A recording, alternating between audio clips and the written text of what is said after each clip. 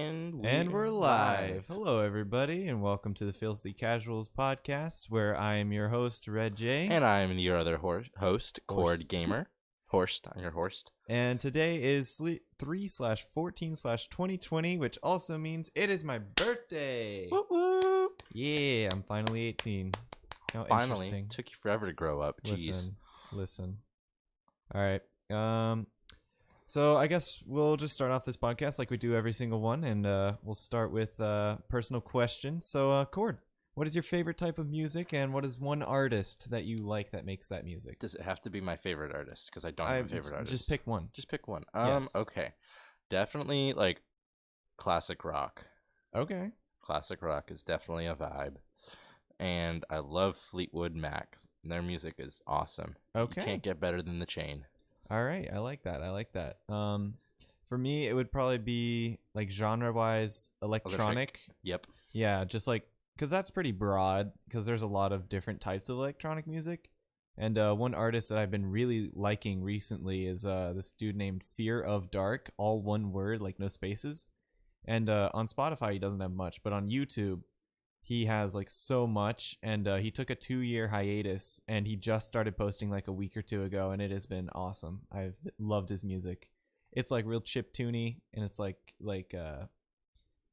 it's like game music almost, but it's like it would be stuff that you would expect to be in a game, but it wasn't. It's like you have nostalgia for it, even though you never really like played any game with it, because you know it's his own music. Huh. It's really interesting. That is interesting. It's very pleasant to listen to. All right. For our opinionated question, what's a game or a type of game that you would like to see more of in the future developed that isn't being currently developed as we speak, or that we know of? I would like to see more casual horror. Really? Yeah. What do you mean by casual horror? Like stuff that'll scare you, but not to the point where you like pee your pants. Because the only one that I've really seen that does it well is Spooky's Scarehouse Mansion. I can't remember what it was. What the heck? Yeah, it's Spooky's like jump scare mansion. That's what it is. It's like it scares you, but there's only a couple of big scares, and most of the scares are pretty little. Like they're not really dramatic, but they still kind of catch you off guard. Huh. So yeah, I'd like to see more of that. Because those are the only horror games that I can play, because otherwise I would just scream every time. Yeah, I don't do horror. I'm not good with it at all. All right. So I guess I'll start us off with our topics of news for this week. Wow. You're just gonna cut me off. Yes, I sure am. You didn't let me give Oh, my that's opinion. right. I didn't even. Oh my gosh. Yeah. Wow. Sorry, guys. It's been a day. Apparently, I'm so cutting sorry. off his co-host. Yeah. Go ahead. Wow. What game would you like to see in the future? I would like to see. I think it would be interesting to see some parkour type VR games. Ooh. I feel like that would be entertaining. Oh yeah, that'd be awesome. Maybe something in the form of like Assassin's Creed or I don't know. I'd love that. That would be maybe some like skateboarding VR games, Assassin's Creed VR Ooh. games, something like that. That's a little bit more parkour. Yeah, but I feel like we'd have to get more advanced in our technology. But that would be something I would be interested in trying out and playing. There's a lot of climbing games right now, but that's like the closest you're gonna get. I think I have seen some parkour games, but like not a lot, and definitely not skateboarding. Skateboarding in VR would be pretty cool, especially now because we have leg trackers and waist trackers. That could actually work. Yeah, we've had leg trackers and waist trackers have been a thing for like I think 2 years now, and like nobody has taken advantage of them. Like no game company, no game has been like, oh yeah, we're gonna use that and have that be the main thing. But skateboarding would actually work pretty well, I would think. I feel like the people who own that is way too much of a niche for them to like make a game based off of having to need leg and well, maybe so, whatever. But it would still be cool. It would be, but like a game is made to be popular, not to be cool per se. That's false. So, well, you have to make money to make the game justify making the game. Yeah. And so you're gonna make coolness a part of your game to make money. The end goal of the game is to make money. Sometimes other people see it as just like they're doing it because they want to like master a style or like do something that looks visually pleasing. But the people who pay those people who want to make it mastering style are influenced by money, which is why they let them do it. I guess that's not always the case, though. Is what I'm saying. Name one. Name one. Name one. There was this one like small development team who made a game for the NES. I don't remember what it is, but it came out like a couple years ago, like very recently. Okay. And the NES is like a really old console, but they built the game so that you could play it like on the NES, and they sold cartridges and they sold ROMs. And I mean, yeah, they sold it, but like more of the purpose was like kind of a proof of concept. It's like, hey, we can still make games for this thing and they're still really good. So Exactly, and it became very popular, which is why you even know about it. And it became popular because it sold a lot. So they were no, right. it didn't really sell a lot. It was more just proof of concept, and it was interesting to see. Oh, okay. Because it didn't really sell well, but I mean, it's not like they didn't sell anything. It was a novelty kind of thing. Still. Yeah, it's like whenever artists draw just for fun versus like whenever they draw for work. Or at least that's how I see it.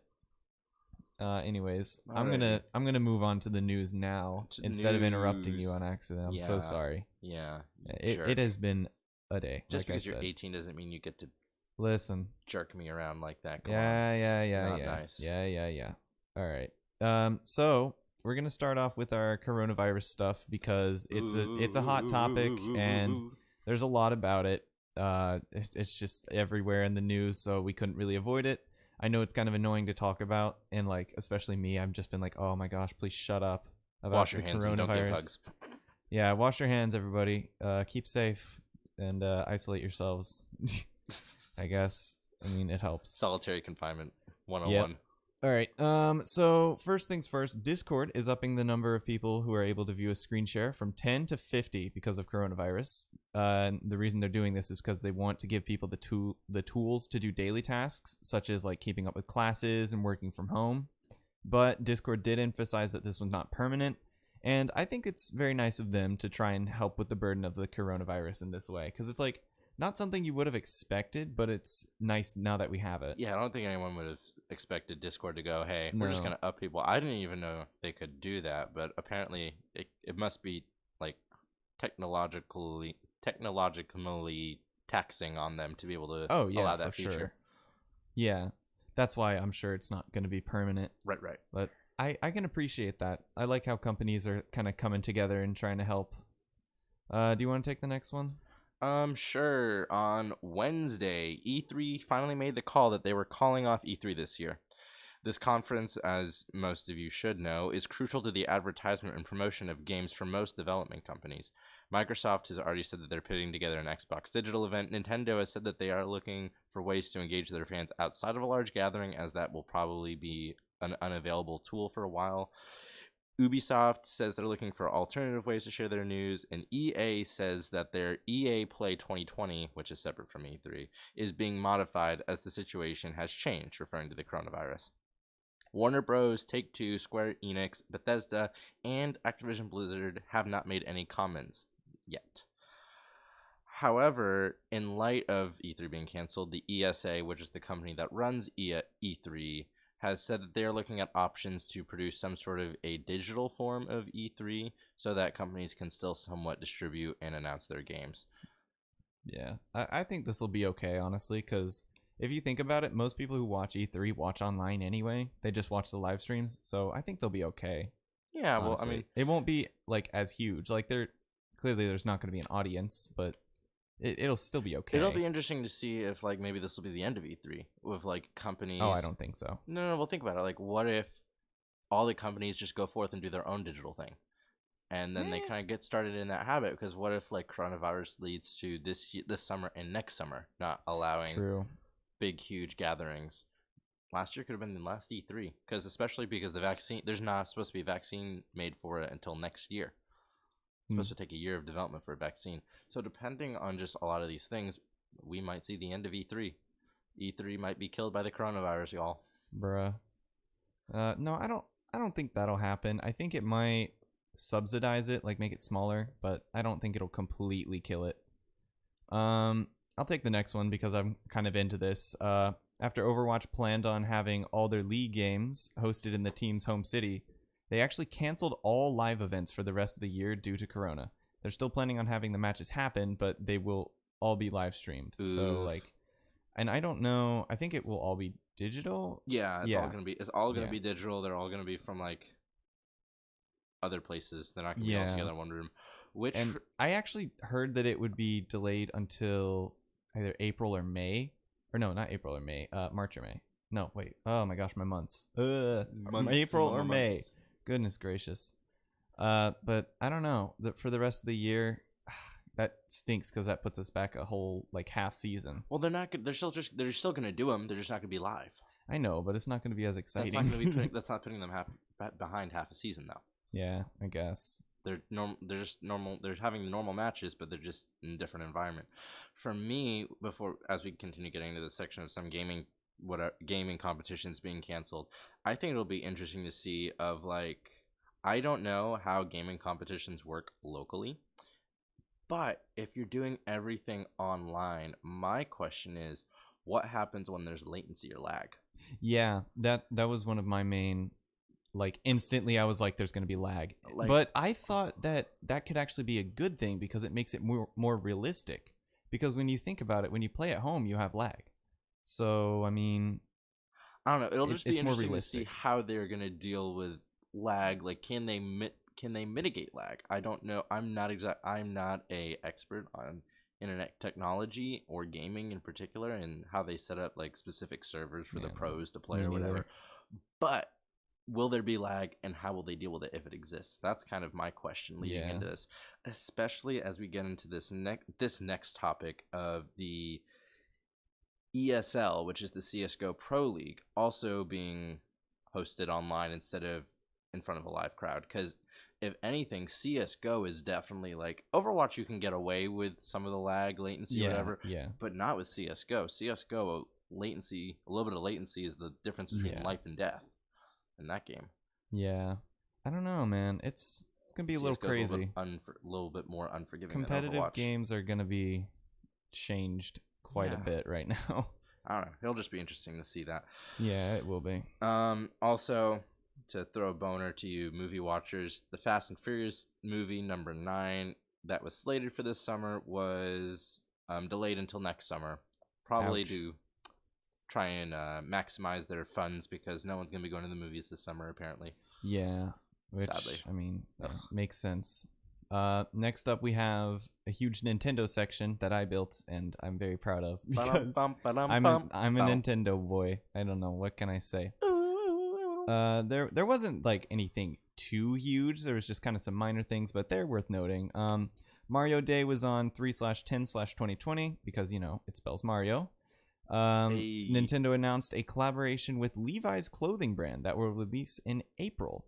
And let me tell you what, guys, the drip is fresh. Okay, it looks kind of nice. I'm not gonna lie. I might pick some up because it's just like it's a bunch of patterns of like Mario characters on a white background. But I mean, it looks really clean, and I like it a lot.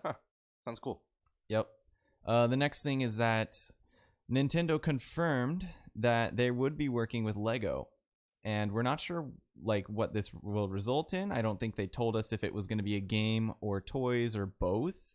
Honestly, I'm really excited to see that. Specifically more of Super Mario Bros. And Lego. Yeah, Super Mario not Bros. Nintendo and its general, but more Super This Mario could Bros. lead to more like Nintendo X Lego stuff though. So I don't know, man. I don't feel like it's going to be a game because a Lego Mario game doesn't sound right to me. They're probably going to be No. Lego Mario sets. Yeah, I bet it's going to be toys, but hey man, you never know cuz like I Lego is don't- a very Still though, like Lego games are completely inherently different from Mario games. yeah. Can't really do a crossover. That wouldn't make sense. Well, at all. you say that, but Mario Maker. Yeah. Still though, like Lego games are like story-based puzzle missions, not Mario. I guess. Mario is a 2D platformer. Sometimes That's a 3D false, yeah. platformer. They can be 3D. So I don't But still, know. it's It could go Completely different. It can go either way or it can go both ways, and I'm I'm excited. putting my money on just the toys. Yeah, I would say just the toys, but I'm hoping. Next is Nintendo's request to dismiss the class action lawsuit over Joy-Con Drift has been denied thanks to a U.S. district judge. If you don't know what Joy-Con Drift is, I don't. What is Okay. this? it's basically the analog stick on the Joy-Cons. Even whenever they're centered, like if you're not giving any input at all, there will be digital input, and that's why it's called drift, because it makes you move even though you're not touching the controller. Hmm? Oh yeah, yeah. It's a quality control issue, and I'm glad that this. Wait, I'm confused. How does that affect gameplay? So, like, if you're not touching your controller and you want to sit still, and yet you're still moving. Well, so then, if you want to sit still, shouldn't you want to sit still? And so you shouldn't. What? Wait, I'm confused. No, I'm talking. You're not touching your joystick, Okay. and you are moving. That's how broken these controllers are.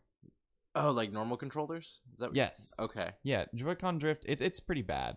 It's not like completely game breaking, but it is certainly like bad. Okay, so basically the Joy-Con sends out a signal of, okay, this Joy-Con isn't being moved, so don't move. What? What? No. Okay. No, the analog stick on the Joy-Con, right? Yes. Let's say you are not touching the analog stick on your Joy-Con, right? Okay. Your character in the game is still going to move. Okay. Yeah, that's what the Joy-Con drift is. That's what? Okay. Yeah, there's no human input and yet you're moving or something's being changed in the game. I don't know how you can't understand this. It's not that hard. So what did the Joy-Con drift do to fix this? They did nothing, actually. It's a quality control issue and they haven't really done much to fix it. And it even came out on the Switch Lite, I believe it's called. Oh, okay. So I'm yes. So people were complaining about how broken the controller is. Yes.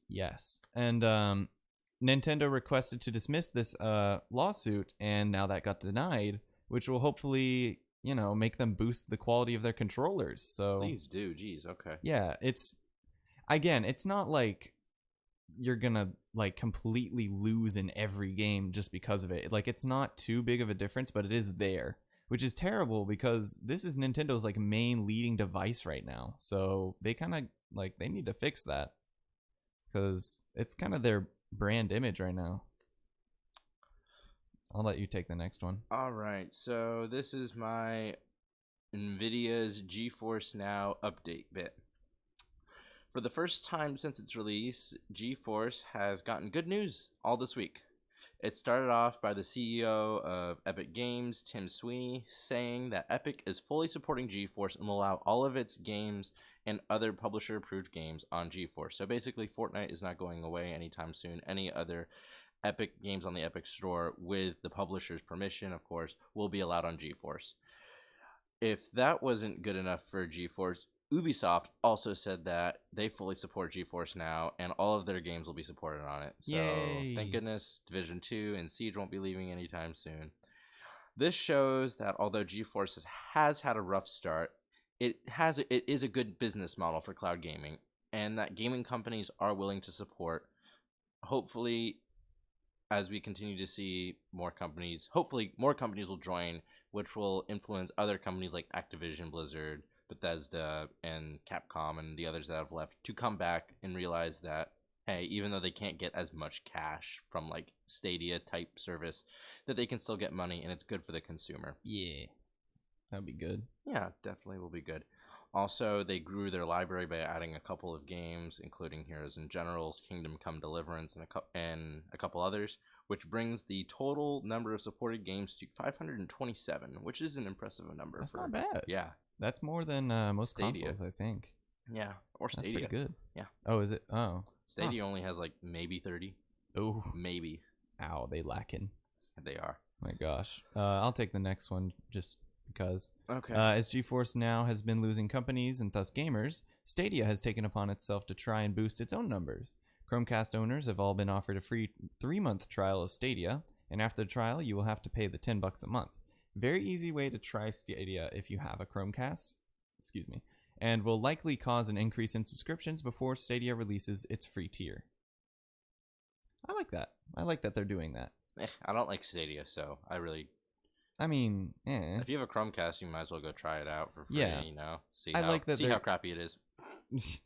I like that they're at least, before they're giving out the free tier, they're at least letting people try things. I don't know how to explain this, and my mind is kind of melting right now just because I have a headache again. I'm sorry. Shoot.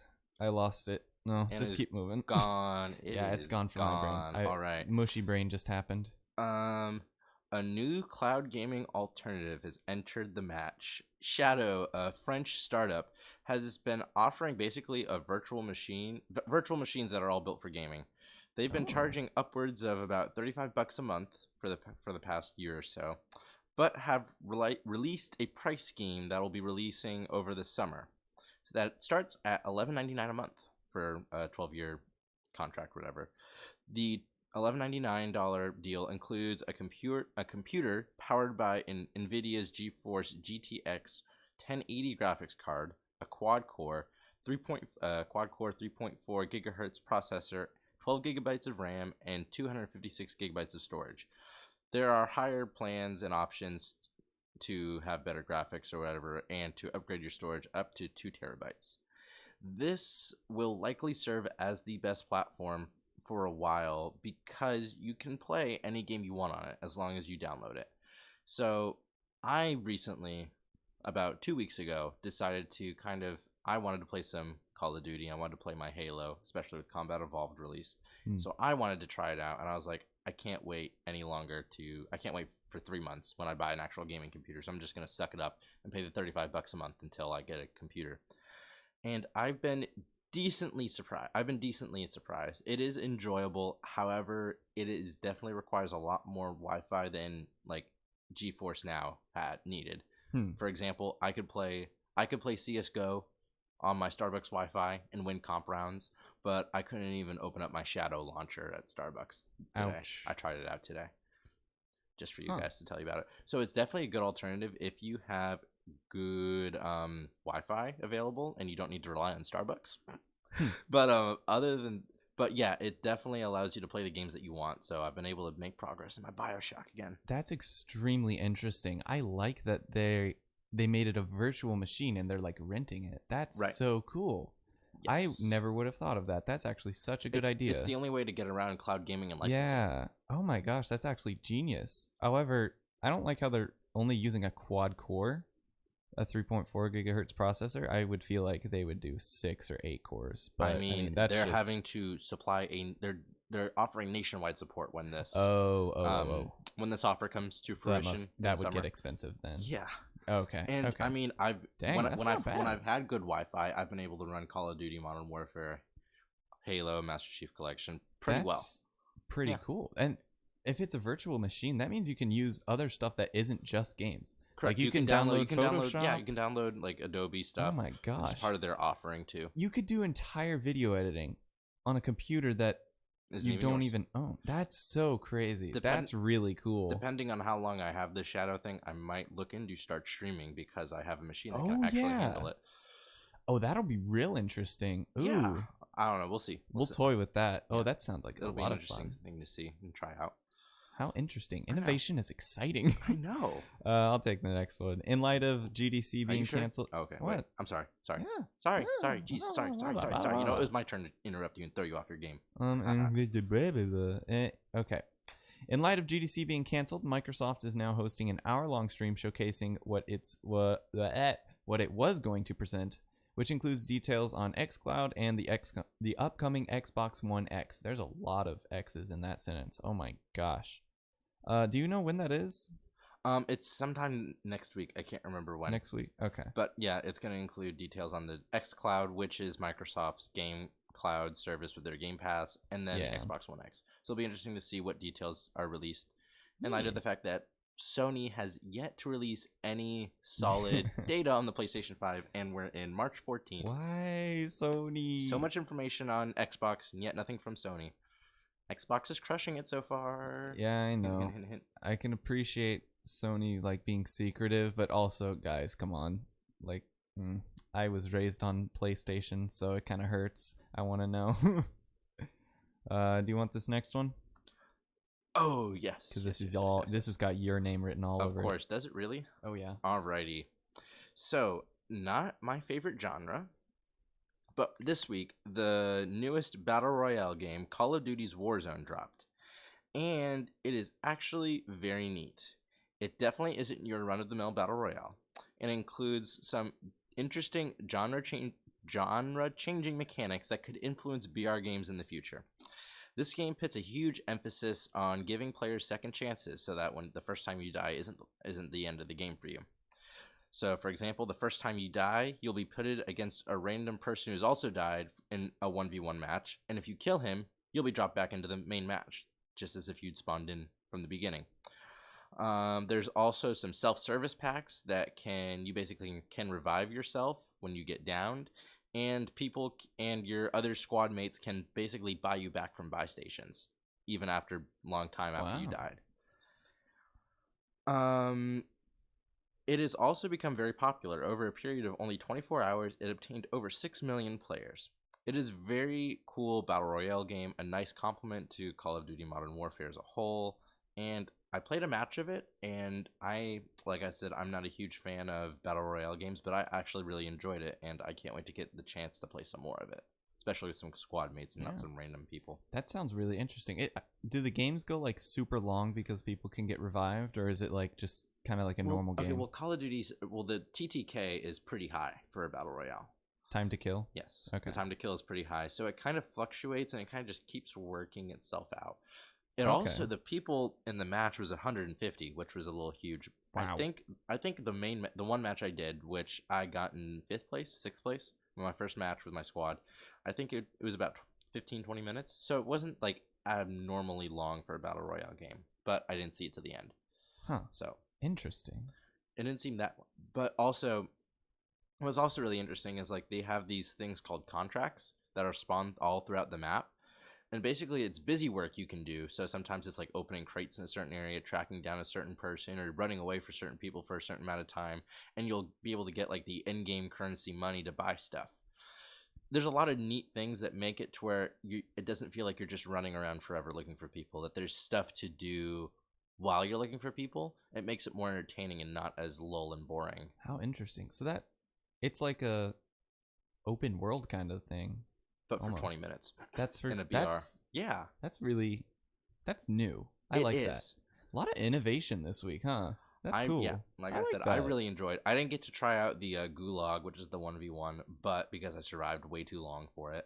Huh. I was too good. But it is really.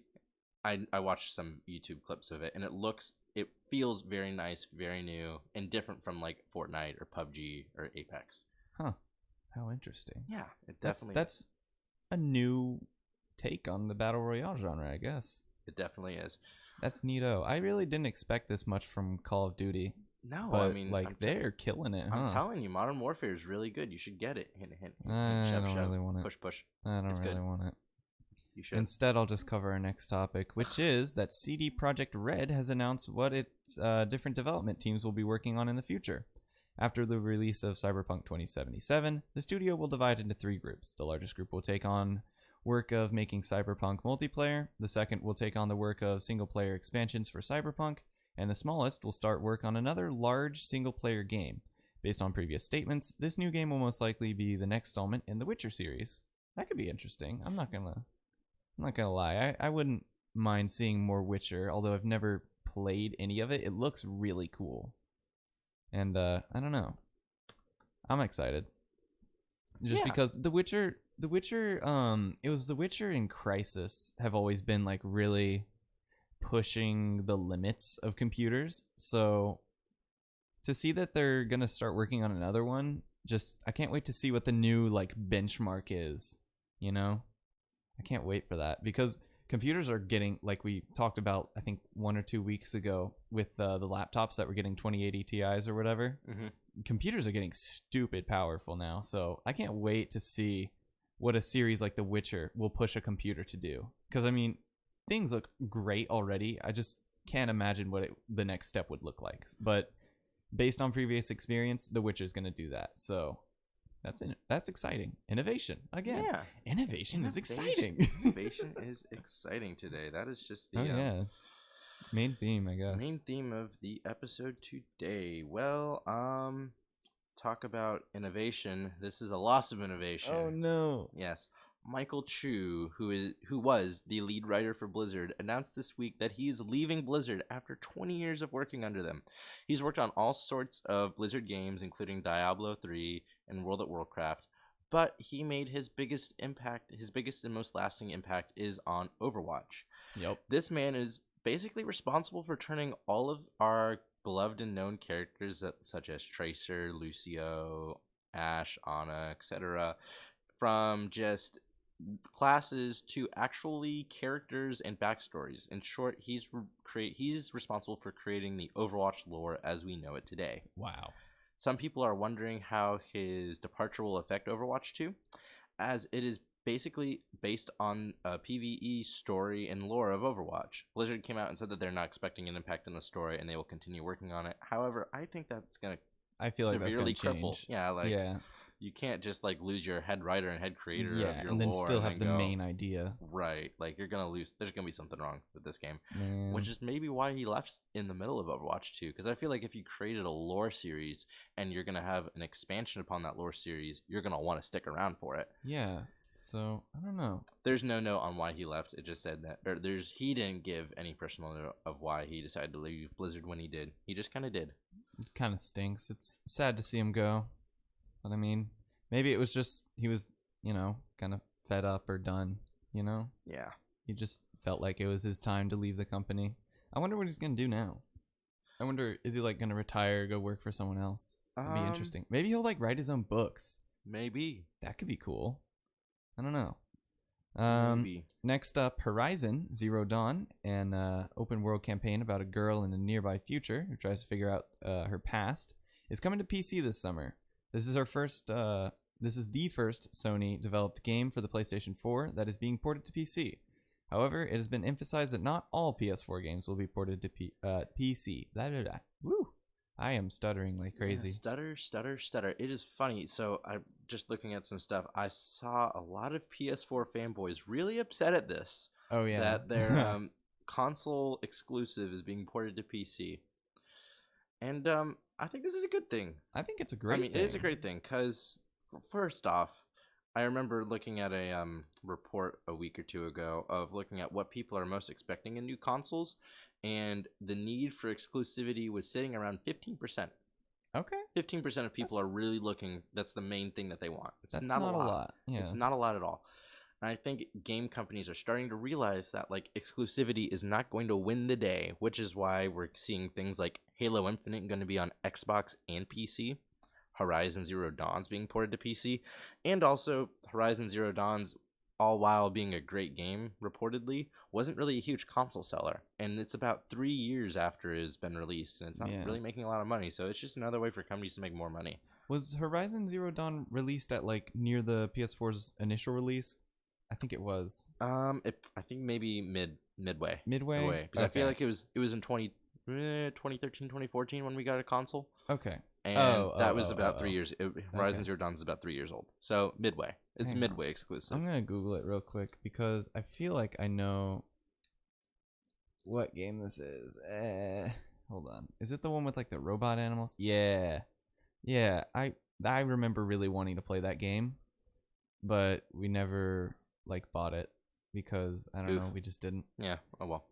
But, oh man, that was one of the games that I was actually excited for PlayStation 4. And seeing as to how my brother hogs the PS4, I can't really, use it. So now that's coming to PC. Same with Final Fantasy 15, which is why I bought it for the PC, is because my brother hogs the PS4. But, yeah, so I'm glad to see it. I'm glad. Yeah. Do you want to take the next one, or should I? Do I really? Sure. I'll do it for you. No. You sound like it leaves a bad taste in your mouth, so I'll take it. No, not really. Okay, more of interest. Fine. More of interest. All right. So, the game developer 2K is entering into the realms of football games. Their first football game is slated for 2021. However, it is their new line of games is aiming to be not a simulation like the EA's Madden series, but more of an arcadey type football games with similar games like NFL Blitz, which is a very cartoony football, non-realistic. Bring back the arcadey fun games, please. Yeah, it'll be interesting to see. Hopefully, they just don't do the same stuff that Madden or 2K20. Maybe they'll actually 2K20, change 2K19. Stuff. Maybe they'll. As long as it's a good game, I don't care. As long as it's not jack full of microtransactions and straight up gambling. True. 2K's known for. Yeah. Hint, hint, nod, nod, poke, poke. I I like that they're going more arcadey. I love that because I don't know if you've ever watched like older football games, like or I say football games, but I mean like video games of football. They look like so much fun. I want to try one. I don't, and they look like more. I don't know. They just overall look more enjoyable than the stuff that we have now, which is like they got like the mocap suits on all the players and blah blah blah blah blah. It doesn't look like any fun. It looks too much like the actual sport, you know. I mean, that's what it's kind of supposed to be. I know, but like It's fun. it's less fun. No, it's less fun because it's real, and you know we already watch football. We already kind of know what that is. So maybe they'll implement like fun stuff, you know. Yeah, we'll see. It'll be well. That's definitely what they're supposed to aim for. They're not trying to be a direct competitor to Madden. It's just like have super powered players. You have like a meter that you build up across the football, across the court. Football Ultimates. Yeah, Overwatch, but football. Gets like really buff. He just charges through like 30 people. All right, for our final piece of news of the day, Norman Reedus, the very famous actor and lead role from The Walking Dead, and the main character in the latest Hideo Kojima game, Hideo Kojima game, Death Stranding, recently said in a YouTube video of ask this person whatever you want to ask, if he is working on another project with Hideo Kojima. And he said, yes, he is working on other projects. Back in, just for a little bit of background information, back in 2015, they were working together on a Silent Hill game that shut down. Maybe we will get a return to that series again, or maybe something different. I don't know. I've never played a Silent Hill game, or really much horror games at all, so I can't really say how good Silent Hill is, but I feel like there's a lot of hype established around that game. Silent Hill was probably one of the most like, it's a really big, popular horror game. Right. They're really good. They're well made. I haven't played them, but like just looking at gameplay, like I haven't looked at like the jump scares just because, you know, I'm a wimp. Just looking at like the games, they look super well made. So I don't know, it'd be interesting to play one of these days. Yeah. I don't know. Yeah, maybe we'll get a return to the Silent Hill series. That would be neato. I would. Yeah. I'll try it out. Maybe try it out, you know? I don't do well with horror, so that's why I said I'm forcing horror. you. I get to force you to play it. I'm going to force you to play it because it's going to come out when we're in college. I'm going to force you to play it. Shove it down your throat. God, don't speak to me like that. Too late. Please. It's done. Ew. Yucky. Oof. All right. Well, all right. We've reached the end of our notes, but we still have like, what do we have, like 10 minutes left? 20? 12? 12. I can do math. 12? No? Wait. Hold on. Wait. My migraine brain is getting to me. If it's 5:38 right now, that's 22 minutes? Maybe. I can't do math, man. Ugh. It has been a day. You want to talk about... Or we could just, it is Red J's birthday today, and he's having a headache, so I think we're going to cut it a little bit short. No. I don't want to cut it early. We have like 20 minutes. I did the math now. There we go. We have 21 minutes. 21 minutes and no notes to go off of. We have no notes to go off of. Let's just talk. Unedited thought. Unprepared thought. Yes. Let's just talk. About what? We're going to talk about what? I don't know. Hot topics right now are the coronavirus, so we could talk about that. We've already talked about that, though. Well, I know we already talked about that, but we only talked about like the news kind of related stuff. We haven't talked about like our personal stuff, like experience with it. Yeah. Because I can. Oh? Because I went... You came in contact with the coronavirus? No, I did I'm not. backing away. Running away. Okay. I'm done with this. All right, Have a good night. Okay, bye. No, basically, I feel like it's a mass hysteria, but I do like the fact that people are being cautious. I think they're being too cautious because death rate is not very high. It's not. But the other day, I was actually out because I went on a date yesterday, just very casual, because we found a new ramen place, me and my girlfriend, which, I don't know, we just like ramen, so we do that. And afterwards, I had to go to the grocery store. And after seeing, like, scrolling through Twitter for 10 minutes, you'll see just pictures of all these grocery stores that are absolutely cleaned out. It's just ridiculous. Like, there's nothing on the shelves. I went into my grocery store. Everything was in stock. But there were so many old people. Like, everyone in this store that was there was, like, over the age of 50 at least. Well, Well, Yeah. we I was killed like the a whole only young generation one. of boomers.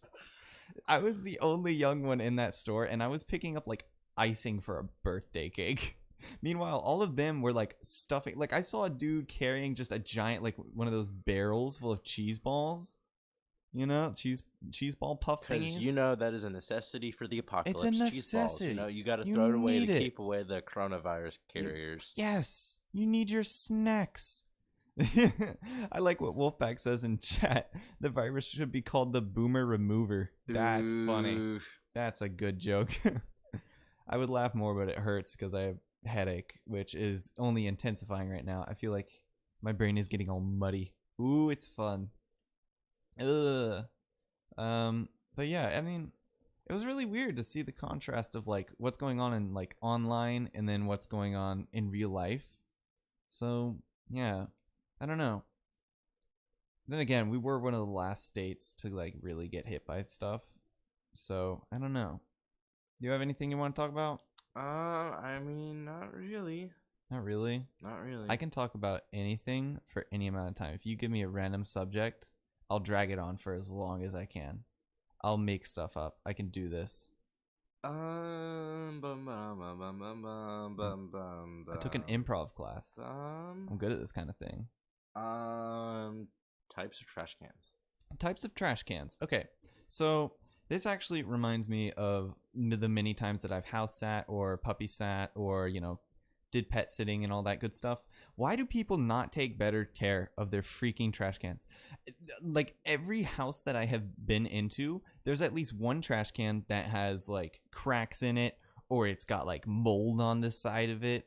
And it's like, please just buy a different trash can or clean your trash can or something.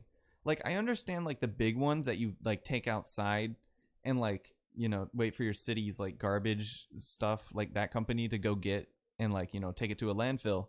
I understand that those are expensive, like, but if it's broken, just come on, man. Buy a new one and fix it or just something. I don't know. Duct tape, man. Duct tape. The handyman's favorite weapon, all right? Duct tape. I have used duct tape for so many things and yeah, I don't know. Oh my goodness. Yeah. You actually tried to carry on a conversation. I really did. About trash cans. Yeah, do you have any input on trash cans? What's your favorite type of trash can? My favorite type of trash can Yes. is the type that is used properly. The type that is used properly? One that has wheels, I can wheel it around. That's always fun. Wait. Never mind. No, I'm curious. How do you improperly use a trash can? By not using it right. Duh. Come on. No. You can't. No. If you don't use a trash can right, you didn't use the trash can. Okay, no. Right. Come on. No, how do you. What? Huh? What? This is messing with my brain. And this is why we are going to end. And this is why we don't go off our notes for more than freaking 3 minutes. It's a podcast. It's a show about talking. We can talk. Talking. Look. And the show. What? Is The show's not over yet. over.